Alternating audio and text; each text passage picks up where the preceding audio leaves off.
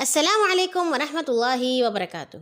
کہانی زبانی کی جانب سے ہوشیار، سمجھدار، جرت مند، بہادر پاکستانیوں کو خوش آمدید۔ آج ہم آپ کے لیے لائے ہیں ایک بہت خاص کہانی، اور یہ خاص کہانی ہے ایک آنکھوں دیکھی، یعنی کہ جس نے دیکھی اس نے کہانی لکھ دی۔ عنوان ہے وہ ایک سفر، اور اسے آپ کے لیے لکھا ہے دیکھ کے نیاز علی بھٹی نے۔ اس سفر کا آغاز میرے گاؤں سے ہوتا ہے۔ آئیے پہلے میں آپ کو اپنے گاؤں لے چلوں۔ یہ ہے میرا گاؤں دھیرکے۔ یہاں سے بھارت کتنی دور ہے؟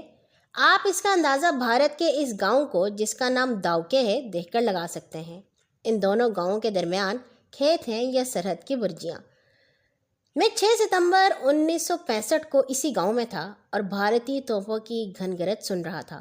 یوں تو بندوقوں کی ٹھائیں ٹھائیں اور توپ کی گھنگرج سرحد کے قریب رہنے والے لوگوں کے لیے کوئی خاص اہمیت نہیں رکھتے، کیونکہ یہ آوازیں تو ان کی زندگی کا ایک حصہ ہیں۔ لیکن 6 ستمبر 1965 کے دن یہ گھنگرج کسی اور انداز میں آئی۔ مجھے یاد ہے اس دن مجھے لاہور جانا تھا۔ میں چاہتا تھا کہ پنجاب یونیورسٹی میں داخلہ لوں۔ 6 ستمبر 1965 شاید داخلے کا آخری دن تھا، لہٰذا میں نے صبح سویرے ہی اپنے گاؤں کو چھوڑا۔ پنجاب یونیورسٹی میرے گاؤں سے اندازاً 15 میل کے قریب ہے، جس کے لیے مجھے برقی اڈے سے، جو میرے گاؤں سے تقریباً 3 میل دور ہے، بس پکڑنی تھی۔ میں اپنے گاؤں سے 2 میل ہی دور گیا ہوں گا کہ میرے سر کے اوپر سے چند جہاز چیختے چنگھاڑتے گزرے۔ اس اچانک شور کے لیے میں بالکل تیار نہ تھا۔ میں فوراً زمین پر لیٹ گیا۔ مجھے یوں محسوس ہوا جیسے آسمان مجھ پر گر پڑا ہے۔ جہاز کی آواز اس قدر نزدیک اور زوردار تھی کہ زمین دہل گئی۔ اس غیر متوقع واقعے نے مجھے شرشر کر دیا، اور میں اس چش و پنج میں تھا کہ کیا کروں، آیا لاہور جاؤں یا واپس اپنے گاؤں۔ میں دم سادھے زمین پر پڑا تھا کہ محسوس ہوا کہ آواز کم ہو گئی ہے۔ جان میں جان آئی، اٹھا، کپڑے جھاڑے اور لگا جہازوں کو گننے، جو بہت مشکل تھا۔ جہاز میرے لیے کوئی نئی چیز نہ تھے، مگر صبح سویرے حد بندی لائن پر جہازوں کی پرواز کرنا اچنبے والی بات ضرور تھی۔ خیال آیا کہ شاید مشق کر رہے ہوں، اور پھر میں اپنی منزل کی طرف چل پڑا۔ ابھی میں چند قدم ہی چلا تھا کہ کھیت میں چھپا ہوا ایک زمیندار بھاگتا ہوا میرے پاس آیا اور ہانپتا کانپتا پوچھنے لگا، کیا کوئی جہاز گرا ہے؟ نہیں، فکر نہ کرو، جہاز مشق کر رہے ہیں۔ میں نے اس کو تسلی دینے کی کوشش کی، مگر وہ میرے جواب سے مطمئن نظر نہ آتا تھا۔ میں اس واقعے کو بھلا کر اپنی منزل کی طرف رواں دواں ہو گیا۔ راستے میں ایک گاؤں پڑتا ہے جس کا نام ہے برکا۔ وہاں پہنچا۔ زندگی اپنے معمول پر تھی۔ وہی دیہاتی لوگ تھے اور وہی کے معمولات۔ کوئی مسواک کر رہا تھا، کوئی سر پر چارہ اٹھائے آ رہا تھا، کچھ لوگ کھیتوں میں ہل چلا رہے تھے۔ گاؤں کے کنویں پر ماشکی پانی بھر رہا تھا۔ مجھے وہاں کسی قسم کی تبدیلی نظر نہ آئی، مگر ایک چیز ضرور میں نے دیکھی کہ کبھی کبھی لوگ آسمان کی طرف سر اٹھا کر دیکھتے تھے اور پھر کوئی چیز نہ پا کر اپنے اپنے کاموں میں مصروف ہو جاتے تھے۔ وہاں سے میں برکی گاؤں کی طرف جا رہا تھا۔ سورج مشرق سے نکلنے کی کوشش کر رہا تھا۔ راستے مجھے احساس ہو رہا تھا کہ آج لوگ سورج کی کرنوں سے بے پرواہ ہیں، کیونکہ پہلے کی نسبت برکی کو جانے والے راستے پر چہل پہل کم تھی، ورنہ یہ راستہ تو گوالوں سے بھرا ہوتا تھا۔ میں تیز رفتاری سے چلنے لگا، کیونکہ مجھے ڈر تھا کہ کہیں پہلی بس چھوٹ نہ جائے۔ برکی پہنچا تو مجھے پہلی بار احساس ہوا کہ آج اس گاؤں میں کچھ تبدیلی ہوئی ہے۔ لوگ ایک دوسرے سے کہہ رہے تھے کہ اپنے اپنے گھروں میں چلے جائیں۔ میں نے دیکھا آج گاؤں میں کچھ بے چینی سی تھی، مگر اتنی بھی نہیں کہ لوگ اپنے معمولات بھول جائیں۔ جامع مسجد میں نہانے والوں کا، جو عموماً نمازیوں سے زیادہ ہوتے ہیں، وہی جمگھٹا تھا، اور حلوائی کی دکان پر دہی کی لسی کے 2 منزلہ گلاس چل رہے تھے۔ میں گاؤں میں سے گزر کر بس کے اڈے کی طرف گیا۔ یہ گاؤں سے باہر لاہور ہری کے روڈ، جسے اب غازی روڈ کہا جاتا ہے، پر برکی تھانے کے پاس ہے۔ لیکن افسوس، پہلی بس نکل گئی۔ وہ مجھ سے 1 فرلانگ کے فاصلے پر تھی۔ میں نے بہت شور مچایا، ہاتھ ہلایا، مگر ڈرائیور نکل گیا۔ اب اڈے پر میں اکیلا مسافر تھا۔ آج یہاں کچھ رونق بھی نہ تھی، حالانکہ یہ اڈا گوالوں کے آرام کا کہلاتا ہے۔ سارا دن اور رات لاہور آنے جانے والے گوالے یہاں موجود ہوتے تھے اور لین دین کرتے تھے، مگر آج یہاں سوائے میرے اور 2 ایک دکانداروں کے کوئی موجود نہ تھا۔ میں سوچنے لگا شاید میں جلدی آ گیا ہوں، مگر اب تو سورج بھی نکل آیا تھا۔ دل و دماغ نے گواہی دی کہ آج دال میں کچھ ضرور کالا ہے۔ ایک دکاندار سے دوسری بس کے متعلق پوچھا تو اس نے کہا، جب خدا کو منظور۔ اس سے گپ لگانے کی کوشش کی، مگر محسوس کیا کہ وہ کچھ گپ شپ کے موڈ میں نہ تھا۔ اتنے میں ایک فوجی جیپ آئی اور میرے سامنے آ کر رکی۔ ایک فوجی افسر اترا اور کہنے لگا، سب لوگ اپنے اپنے گھروں کو چلے جائیں، سڑک بالکل صاف کر دیں۔ میں نے سوچا شاید آج یہاں ہمارے فوجی کسی مشق پر آ رہے ہیں، یقیناً پیچھے کوئی کانوائے آ رہا ہے۔ اتنی دیر میں تھانے سے ایک سپاہی آیا، مجھے بھی گھر جانے کے لیے کہا۔ جب میں نے اس سے پوچھا کہ کیا ہو رہا ہے تو اس نے کہا، پتہ نہیں، ہڈیارہ پل کے پرے سے کوئی جواب آیا، آدمی نہیں آ رہا۔ میں نے صبح سے اب تک کے حالات کا جائزہ لیا، لہٰذا فوراً برکی گاؤں کو پلٹ آیا، مگر میں نے دیکھا چند منٹ پہلے کہ برکی اور اب میں بہت فرق تھا۔ چند ایک واقف کاروں سے وجہ پوچھی تو انہیں آسمان کی طرف انگلی اٹھائی۔ اب میں نے غور سے دیکھا تو نیلے آسمان کی بجائے سفید دھواں نظر آیا۔ یہ گولوں کا دھواں تھا۔ دوسرے ہی لمحے سوال پیدا ہوئے، گولے کہاں سے آ رہے ہیں اور کیوں آ رہے ہیں؟ توپ چلنے کی آواز صاف آ رہی تھی۔ برکی گاؤں میں مجھے معلوم ہوا کہ ہڈیارہ پر بھارتی فوج نے قبضہ کر لیا ہے۔ نہیں، یہ کیسے ممکن ہے؟ یقیناً کسی دشمن نے فوڑائی ہے، میں نے سوچا، مگر دل نے کہا دشمن سے کچھ بھی بعید نہیں۔ سوچنے لگا اگر بھارت کے حملے والی بات درست ہے تو اب تک بھارتی فوج میرے گاؤں پر بھی قبضہ کر چکی ہوگی، کیونکہ جس رفتار سے گولوں کی آواز بڑھ رہی تھی یہ بعید نہ تھا۔ پھر جب یہ خیال گزرا کہ میرے بوڑھے والدین، بیوی، بچے اور بہن بھائی بھارت کی قید میں ہوں گے، بھارتی درندے ان پر ظلم کر رہے ہوں گے، تو دل نے کہا اب عمل کا وقت آ پہنچا ہے۔ مگر حالات کے ہاتھوں میں اتنا مجبور تھا، کوئی راہ نہ سوجی۔ دماغ کہہ رہا تھا گاؤں واپس نہ جانا، باقی گھر والے تو بھارت کے ہاتھوں میں گئے، تم کیوں جان کماتے ہو؟ یہیں آنے والے وقت کا انتظار کرو۔ دل نے کہا یہ ضروری نہیں، ہو سکتا ہے ابھی تک والدین، بچے اور بہن بھائی تمہارے انتظار میں صحیح سلامت ہو۔ ماں باپ نے تمہیں پال پوس کر بڑا کیا ہے، کیا اس لیے کہ آج مصیبت کے وقت تم کو بھارتیوں کے ظلم تلے پسنے دو اور خود اپنی جان بچاتے پھرو؟ ہمت نہ ہارو، اللہ کا نام لے کر چل پڑو۔ بس دوسرے ہی لمحے میں اسی پگڈنڈی پر جس سے بھی کچھ منٹ پہلے گزرا تھا واپس گاؤں کی طرف سرپٹ بھاگ رہا تھا۔ دوڑتا بھاگتا جب میں برکا گاؤں پہنچا تو گاؤں سے باہر مجاہد فورس کے چند جوان ملے۔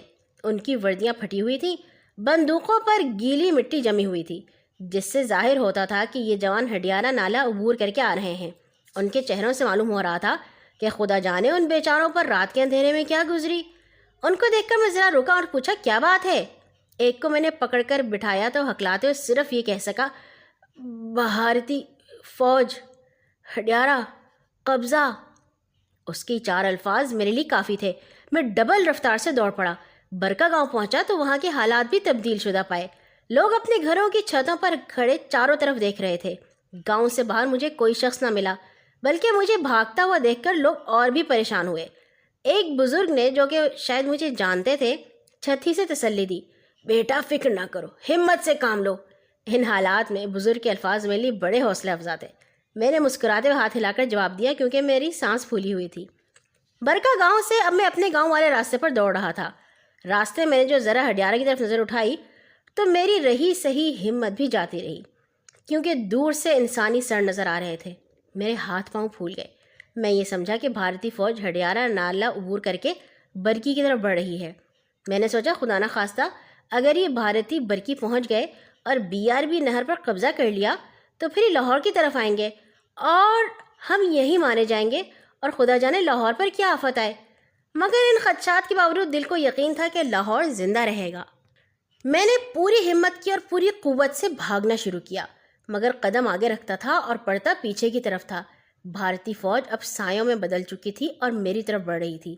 پھر آہستہ آہستہ ان سایوں نے ایک قافلے کی شکل اختیار کر لی۔ یہ ایسا قافلہ تھا جو رات کے اندھیرے میں راہزن کے ہاتھوں لٹ گیا تھا۔ یہ مرد و زن کا بھاگتا ہوا ایک ریلا تھا، لٹے پٹے پاکستانیوں کا قافلہ تھا۔ قریب پہنچ کر معلوم ہوا کہ یہ ہڈیارہ کے رہنے والے لوگ تھے جو بھارتی فوج کے ہاتھوں اپنی عزت اور جان بچا کر وہاں سے نکلے تھے۔ راستے کے سفر نے ان لوگوں کی حالت خستہ کر دی تھی۔ ان کے کپڑے پھٹے ہوئے تھے، بچے خوف سے رو رہے تھے۔ عجیب بات تھی، آج وہ پاکستان میں ہوتے ہوئے بھی دوبارہ مہاجرین بن گئے تھے، لیکن ان سب باتوں کے باوجود ان کے چہروں پر ایک عزم آیا تھا کہ خواہ کچھ بھی ہو وہ بھارت کے دوبارہ غلام نہیں بنیں گے، اور یہی جذبہ تھا جو انہیں ہڈیارہ سے نکال لایا تھا۔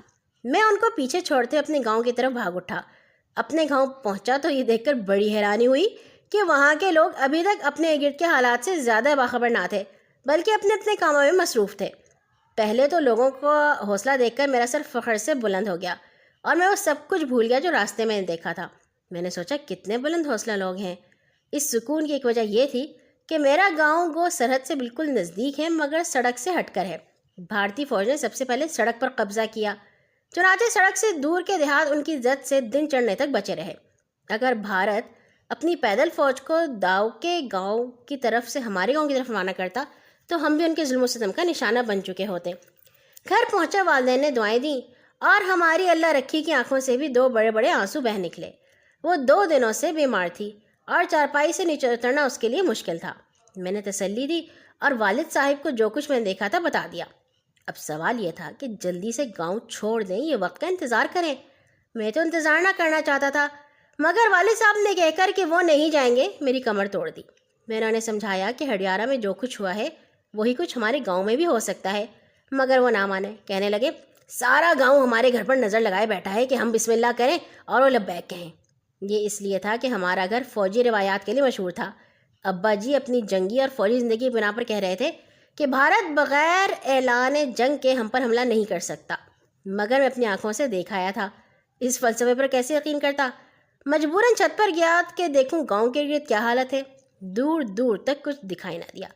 خدا کا شکر ہے کہ ابھی تک ہمارا گاؤں ظالموں سے محفوظ ہے، مگر توپ کی آواز برابر آ رہی تھی اور کسی بھی وقت اس کا دھانا ہمارے گاؤں کی طرف ہو سکتا تھا۔ میں گھر سے باہر نکلا کہ دیکھوں گاؤں کے لوگوں کا کیا حال ہے۔ چاروں طرف سے سوالیہ نگاہیں مجھے دیکھ کر کچھ بزرگوں نے پوچھا اب کیا کریں؟ میں نے کہا ہم مریں گے بھی اکٹھے اور جئیں گے بھی اکٹھے، کوئی فکر کی بات نہیں۔ دل میں جانتا تھا کہ اب ہماری آزادی چند ہی لمحوں کی ہے۔ بھارتی فوج اب آئی کہ اب آئی اور ہم سب کو دھکیل کر بھارت لے جائے گی، مگر میں یہ بات گاؤں کے لوگوں سے نہیں کہہ سکتا تھا۔ گھر آیا، دوبارہ چھت پر چڑھ گیا۔ گاؤں کے دوسرے لوگ بھی اپنی اپنی چھتوں پر کھڑے تھے۔ اچانک ہڈیارہ کی طرف سے شور سنائی دیا۔ غور سے سنا تو 3 اطراف سے دوسرے دیہات کے لوگ ہماری طرف آ رہے تھے اور اب گولے بھی کھلے میدان میں آ کر گرنے لگے تھے۔ تاہم ہمارا گاؤں بچا ہوا تھا۔ میں بھاگم بھاگ والد صاحب کے پاس آیا جو بڑے اطمینان سے بڑ کے درخت تلے حقہ پی رہے تھے، اور والدہ صاحبہ کسی گہری سوچ میں تھی۔ والدین واقعات سن کر حیران ہوئے مگر ابھی تک بضد تھے کہ وہ گاؤں چھوڑ کر نہیں جائیں گے۔ وہ بار بار یہی کہتے تھے کہ بین الاقوامی اصولوں کے تحت بھارت بغیر اعلان جنگ کے ہمارے علاقے پر حملہ نہیں کر سکتا۔ میں نے کافی سمجھایا کہ بھارت جیسے دشمن سے اصولوں کی توقع بیکار ہے۔ سوچ رہا تھا کروں تو کیا کروں۔ بار بار ابا جی اور اماں جی سے درخواست کر رہا تھا خدا کے واسطے اب گاؤں سے چلیں، مگر وہ راضی کہاں ہوتے تھے۔ ابا جی نے ایسی ڈانٹ پلائی کہ مجھے بھارتی فوج کی یلغار تک بھول گئی۔ ابھی اسی شش و پنج میں تھا کہ اچانک ایک گولہ ہمارے گاؤں کی مسجد میں، جو میرے گھر کے دروازے سے بمشکل 25 گز کے فاصلے پر ہوگی، آ کر پھٹا۔ ہم سب کے رنگ اڑ گئے۔ ہمارے گاؤں کی طرف دشمن کی پیش قدمی ظاہر ہو گئی تھی، جو یقیناً گولوں کی آڑ میں بڑھ رہی ہوگی۔ اب والدین نے محسوس کیا کہ میں اب تک جو کچھ انہیں بتا رہا تھا بالکل سچ تھا۔ انہیں خود ہی کا اب چلنا چاہیے۔ خدا کا شکر ہے۔ مسئلہ یہ تھا کیا اٹھایا جائے کیا چھوڑا جائے۔ چھوٹی بہن کی شادی ہونے والی تھی، اس کی خاص چیزیں صندوق میں رکھ لیں کہ یہ اٹھا کر لے چلیں گے، مگر حالات نے یکلخت ایسا پلٹا کھایا کہ کسی چیز کا اٹھانا تو دور کی بات، گھر کے تالے بھی نہ لگا سکے، اور 1947 سے اب تک کی کمائی وہیں چھوڑ کر خالی ہاتھ جن کپڑوں میں تھے جان و عزت کی خاطر چل دیے۔ ہمارا گاؤں سے نکلنا تھا کہ گاؤں کے سارے لوگ قافلے کی صورت میں BRB کی طرف چل پڑے۔ آج میری زندگی میں قافلے کے ساتھ چلنے کا دوسرا موقع تھا۔ ایک تو وہ جب میں ابھی بچہ تھا اور 1947 میں ہندوستان سے پاکستان آیا تھا۔ گاؤں سے نکلے تو مرد و زن، بوڑھے بچے، عزیز و اقارب گولوں کے سائے میں لاہور کی طرف رخ کی چل رہے تھے یا بھاگ رہے تھے۔ اس بھگدڑ کی وجہ یہ تھی کہ جتنی رفتار سے ہم بھاگ رہے تھے اتنی ہی رفتار سے گولے ہمارے پیچھے آ رہے تھے۔ ہر طرف شور اور افراتفری تھی، چاروں طرف دھان کی فصل تھی اور کھیتوں میں پانی کھڑا تھا۔ بس کچھ نہ پوچھیے کیا حالت تھی۔ فصلوں میں گرتے پڑتے انسانوں کا ایک ریلا تھا اور سب کا رخ ایک ہی طرف تھا۔ منزل ایک تھی اور وہ تھی BRB نہر۔ جذبہ بھی ایک تھا کہ ہم بھارت کے غلام نہیں بنیں گے۔ اب میرے لیے ایک بہت بڑا مسئلہ تھا۔ والدہ صاحبہ بوڑھی تھیں اور ہماری بیگم سخت بیمار۔ کندھے پر اٹھاؤں تو کس کو؟ آخر میں نے فیصلہ کیا کہ والدہ صاحبہ کندھے پر اٹھا لیتا ہوں، مگر جب میں ان کی طرف بڑھا تو ضعیف رگوں میں جوانوں جیسا خون پایا۔ نہیں، میں ٹھیک ہوں، چلو تم اسے اٹھا لو۔ انہوں نے میری بیگم کی طرف اشارہ کیا۔ وہ بیمار ہے، والدہ صاحبہ نے حکم دیا۔ میں بیگم کی طرف بڑھا کے بیچاری کو سہارا دوں تو تانا ملا، شرم نہیں آتی؟ امی جی، ابا جی، پھر سارے قافلے والے کیا کہیں گے؟ میں ٹھیک ہوں، تم بیٹوں کو سنبھالو، میری فکر نہ کرو۔ عجیب ہی سما تھا۔ ہمارے پیچھے گولے تھے، آگے پانی میں ڈوبی ہوئی فصلیں اور لمبے راستے اور انجانے فاصلے۔ گرتے پڑتے ہم سب گاؤں والوں کا قافلہ اب گاؤں سے ذرا دور ہو گیا تھا۔ فیصلہ ہی کرنا تھا کس طرف چلیں، آیا برکی کو چلیں یا کوریاں کو؟ دونوں گاؤں ایک ہی فاصلے پر ہیں۔ آخر فیصلہ کہ برکی کی طرف سڑک نزدیک ہونے کی وجہ سے خطرہ زیادہ ہے، اس لیے کوریاں گاؤں کی طرف چلا جائے۔ قافلے نے رخ اس طرف موڑ لیا۔ راستے کا کچھ خاص معلوم نہ تھا، ہم ایک پگڈنڈی اور فصلوں میں سے گزر رہے تھے۔ قافلے میں ہر ایک دوسرے کو تسلی دے رہا تھا کہ تھوڑا فاصلہ رہ گیا ہے۔ راستے میں ہمارے قافلے میں اضافہ ہوتا گیا، کیونکہ دوسرے گاؤں کے لوگ بھی ہمارے قافلے میں شامل ہو رہے تھے۔ قافلہ کیا تھا؟ بس لٹا پٹا سا کارواں تھا۔ راستے میں بچوں نے پانی کی خواہش کی، جو مجبوری کی وجہ سے رد کر دی گئی۔ پانی تو کھیتوں میں بہت تھا، مگر پینے کے قابل نہ تھا۔ کوریاں تک کا راستہ جو عام حالات میں دیہاتی لوگ پون گھنٹے میں طے کر لیا کرتے تھے، آج 1.5 گھنٹہ گزرنے کے بعد بھی ختم ہونے میں نہ آتا تھا۔ عجیب حالت تھی، جتنا ہم تیز دوڑتے چلتے تھے فاصلہ اتنا ہی زیادہ ہوتا جاتا تھا، اور ہماری حالت یہ تھی کہ نہ واپس جا سکتے تھے نہ آگے۔ خدا کا شکر ہے جب 2 گھنٹے بعد ہم کوریاں گاؤں کے چھپڑ پر پہنچے، لیکن یہاں پہنچ کر ہماری رہی صحیح ہمت بھی جواب دے گئی، اس لیے کہ گاؤں خالی ہو چکا تھا۔ کچھ بچے کھچے لوگ نظر آئے تو ان سے معلوم ہوا کہ گاؤں والے تو کب کا گاؤں چھوڑ کر برکی چلے گئے ہیں۔ اب یہ طے پایا کہ کسی نہ کسی طرح نہر کو جلد از جلد عبور کیا جائے تاکہ بھارتی فوج کے ظلم سے محفوظ ہو جائیں۔ کچھ لوگوں نے کہا اب یہاں سے برکی چلیں، مگر کچھ سمجھدار لوگوں نے اس بات کی مخالفت کی اور سمجھایا اب برکی کی طرف جانا حماقت ہوگی۔ یقیناً ہماری فوج نے برکی کا پل توڑ دیا ہوگا، کیونکہ فوری طور پر دشمن کو روکنے کا اس کے سوا اور کوئی طریقہ نہ تھا، لہٰذا یہاں سے سیدھے پدری پل کو جانا چاہیے۔ اب قافلے کا رخ سیدھا نہر کی طرف تھا۔ وہاں سے نہر کم از کم 1.5 میل دور ہوگی، مگر ہمیں سیدھے راستے کا علم نہ تھا۔ دوسرا راستہ کافی چکر کاٹ کر جاتا تھا، لہٰذا جدھر سے جس نے چاہا نہر کی سمت منہ موڑ دیا۔ مجھے بھی چونکہ کسی راستے کا علم نہ تھا، لہٰذا اپنے گھر والوں کو ایک کچے راستے پر ڈال دیا اور چلتے گئے، مگر راستہ لمبا ہوتا گیا۔ دراصل ہم غلط راستے پر تھے۔ گھنٹہ بھر چلنے کے بعد معلوم ہوا کہ اصل راستہ تو پیچھے رہ گیا ہے۔ واپس ہوئے اور کافی تگ و دو کے بعد ٹھیک راہ پر آئے۔ دھوپ اب تیز ہو گئی تھی، وقت تقریباً 11 بجے کا تھا۔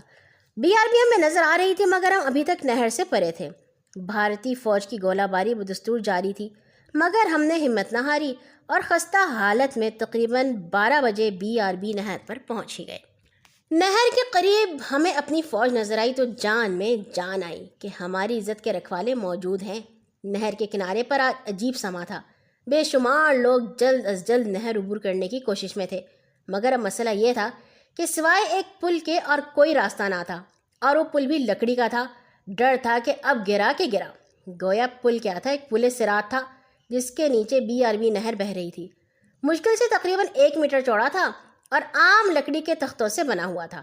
اصل میں یہ پل آمد و رفت کے لیے نہیں بنایا گیا تھا، بلکہ اس واسطے بنایا گیا تھا کہ پدری گاؤں کی کچھ زمین برکی اور کوریاں کے ساتھ نہر کے دوسرے کنارے پر تھی۔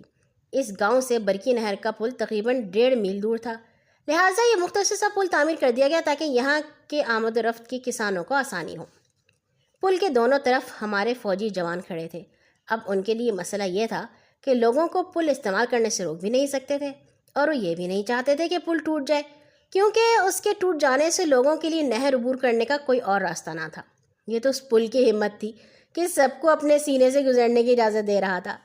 آخر پاک فوج کے جوانوں نے پل کا نظام سنبھالا اور لوگوں کو تلقین کی کہ وہ تھوڑی تھوڑی تعداد میں پل سے گزریں، وگرنہ اگر خدا نخواستہ پل بھی ٹوٹ گیا تو کوئی بھی نہ گزر سکے گا۔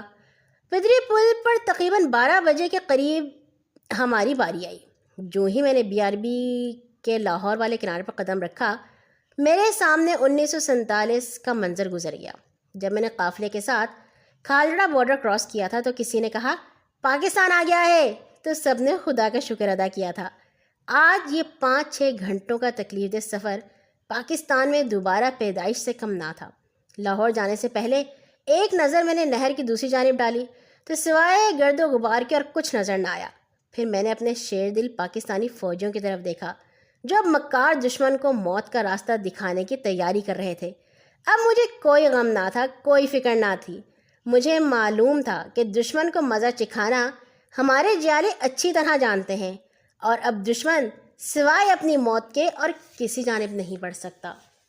یہ خاص کہانی اور خاص واقعہ ہو گیا ہے ختم۔ کیسے لگا یہ آپ کو؟ پاکستان کے لیے اور امت کے لیے دعائیں کیجیے۔ اللہ حافظ۔